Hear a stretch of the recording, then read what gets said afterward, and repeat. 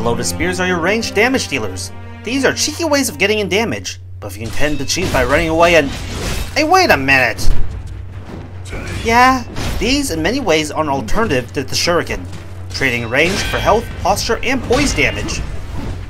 While there is some overlap, these changes do result in a different weapon entirely. This prosthetic will be tricky to master. The shuriken is so long range that you don't even need to consider how far you are. The spear is different. If you misjudge your distance, you'll miss and waste your spirit emblem at best.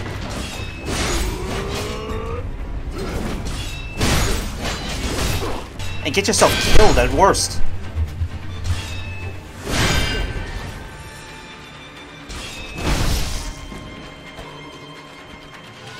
What you want to use the spear for is take pot shots at enemies when it's too dangerous to get in close.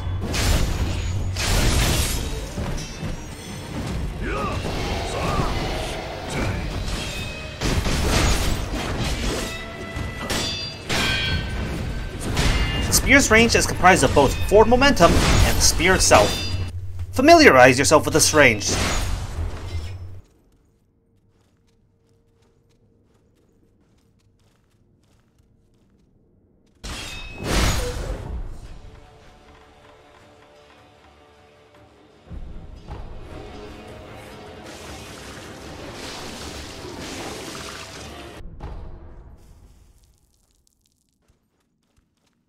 The farthest left rock is where you start at, the middle rock is where you end at, and the rock on the right is where your target will be.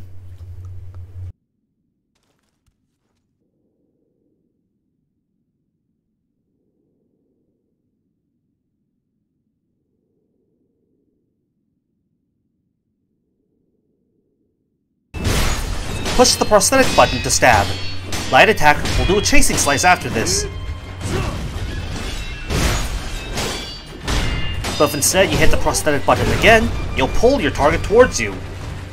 Fang and Blade lets you do a follow-up attack from that.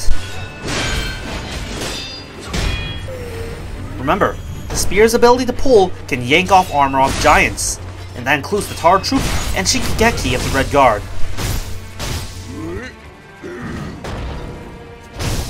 You can also use this on the Headless Ape. When he falls to the floor, use the pull feature, which deals massive health and posture damage.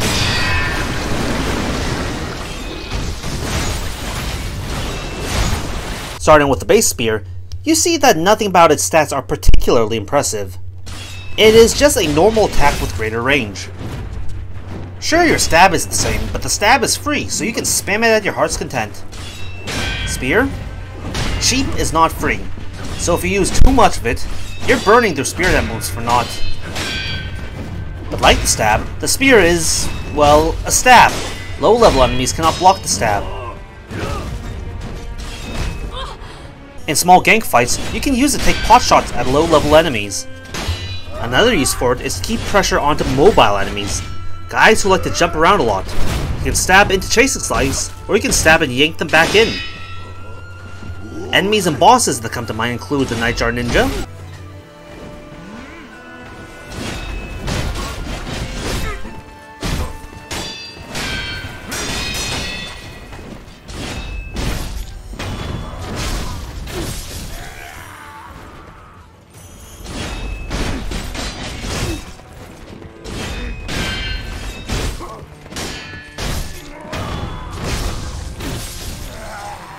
Purple Ninja,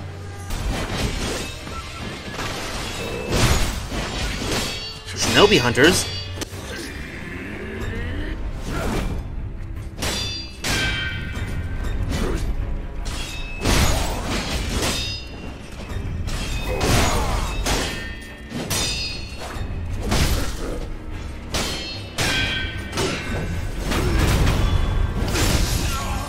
Lady Butterfly,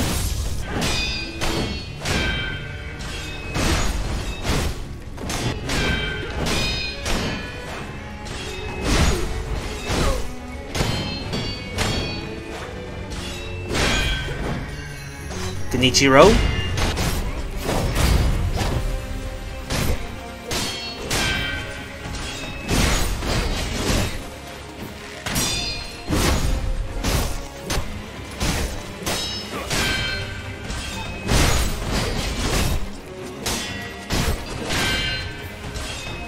and 7 spears.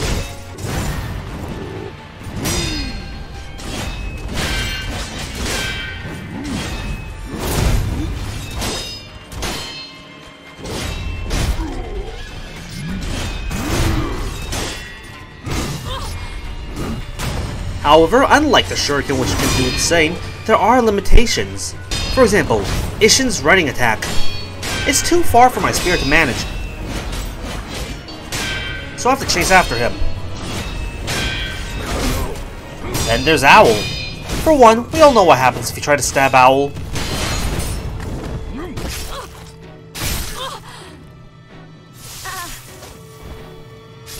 Guess this is it. For another, while you can use this, there is risk. Namely, if he leaps back. If you stab at him when he rushes in, he'll eat spear to the face. The problem is, if he isn't rushing in, he'll Makiri you.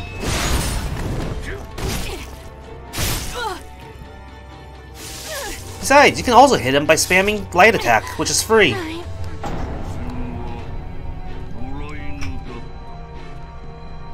As you reach higher level enemies, you'll need to evolve your tactics. Mid to high level enemies will parry your spear, meaning you'll deliver even less than when your attack is blocked. As mentioned, you can take pot shots at enemies who you can't get close to. So if an enemy does something you don't want to deal with, but you can't get in close, use a spear. You don't have to take everything head on. Sometimes you can just disengage. An example is Kenichiro's floating passage. Escaping it is easy, but now I have to wait. But if I have the spear, I can take some shots at him from a safe distance.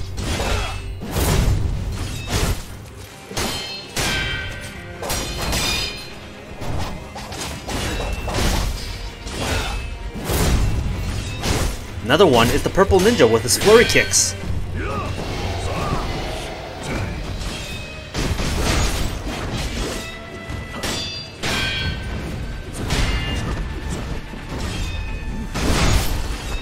Purple ninja again. He leaps into the air, then follows up with a sweep. Sure, I can parry the kick, jump the sweep, or I can run away, then hit him from range.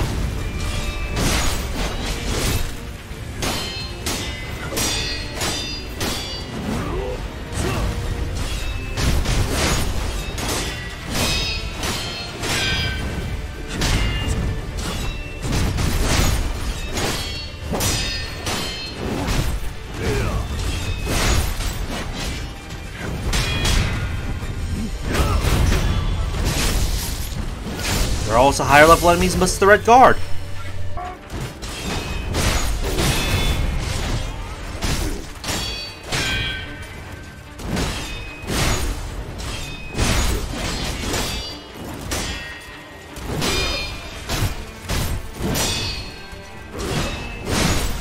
And the White Monkeys.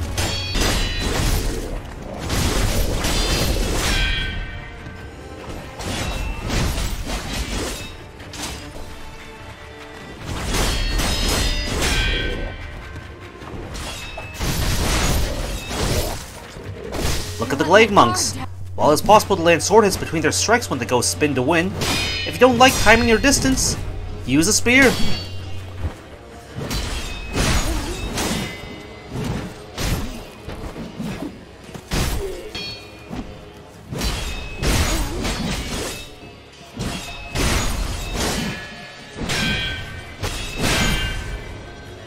There's also Guardian Nate with specific moves, such as him flailing on the ground. Normally I'd have to wait for him to finish his tantrum. With the spear, I could stab him safely.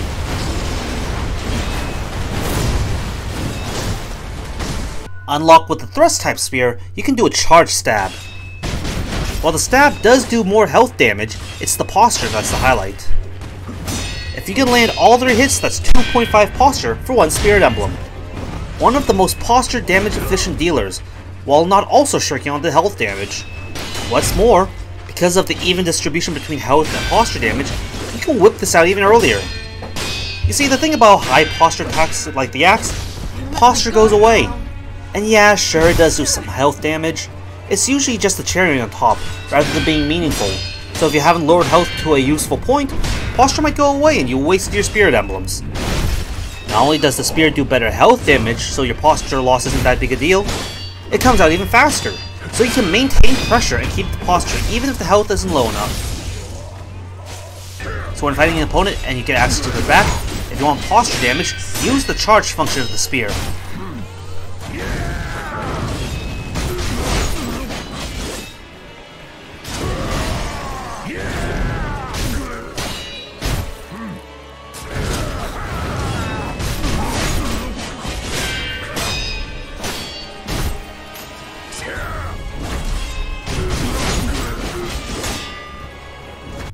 It gets even better with the Spiral Spear. It does slightly better health damage, but it also does chip damage.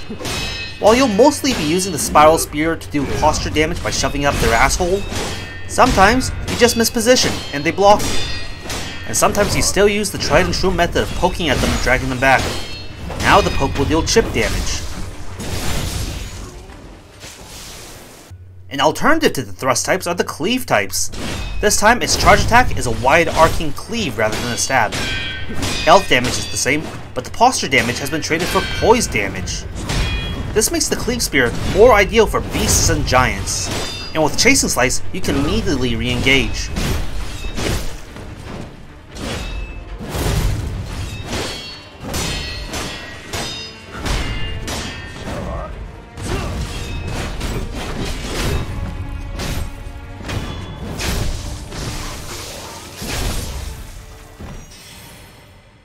If I compared this to, say, Prank Strikes and the Guardian Ape, if you recall my guide on the Guardian Ape, I recommended using Prank Strikes on it, but you had to count how many strikes you do, so your sword staggers the ape. If your Prank Strikes end up staggering the ape, you won't be able to capitalize on the window and deal damage. Plus, Prank Strikes does very little health damage.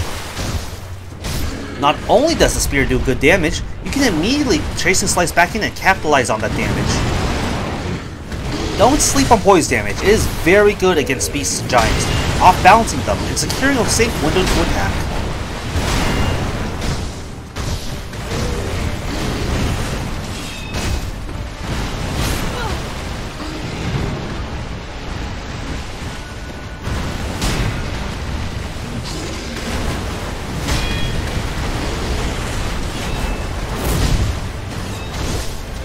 You can also use this on humans.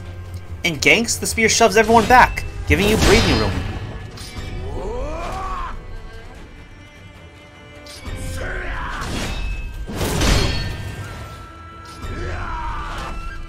Not only deal damage, but interrupt moves you don't want to deal with, even at range.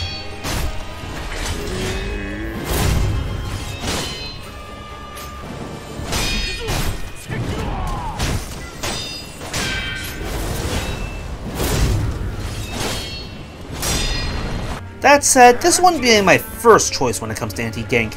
It deals no chip, it has a long charge up, and the spam potential is limited because it costs a spirit emblem.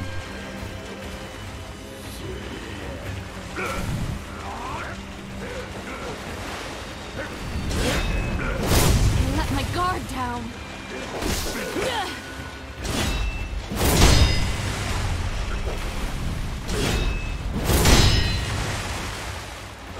Finally, there is Leaping Flame. Everything about the Cleave Spear applies to Leaping Flame, and now added damage with the Fire Chip. That said, now costing 2 Spirit Emblems, it loses emblem efficiency. It's an awkward position, where it's the jack of all trades and master of none. It's decently fast, deals decent health, posture, and poise damage, while still relatively cheap.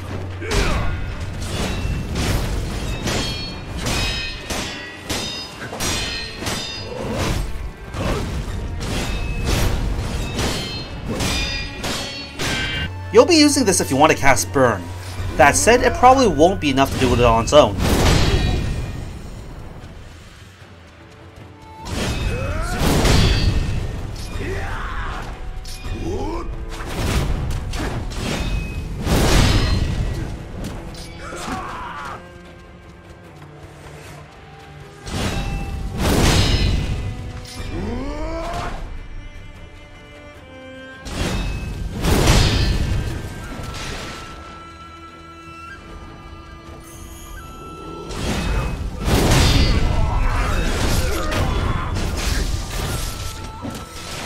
Pair it up with the flamethrower to make it happen.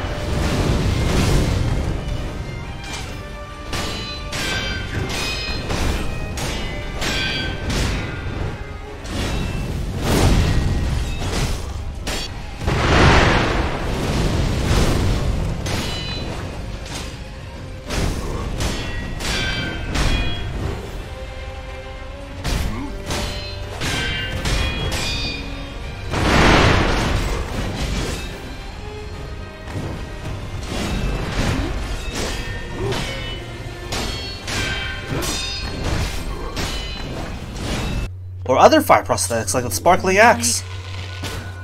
If you want damage or poise, don't use this because of the lower emblem efficiency. Use it if you want to actually burn your target. Use the same windows that you would with the normal Cleave Spear. You actually deal burn when you pull an enemy towards you too.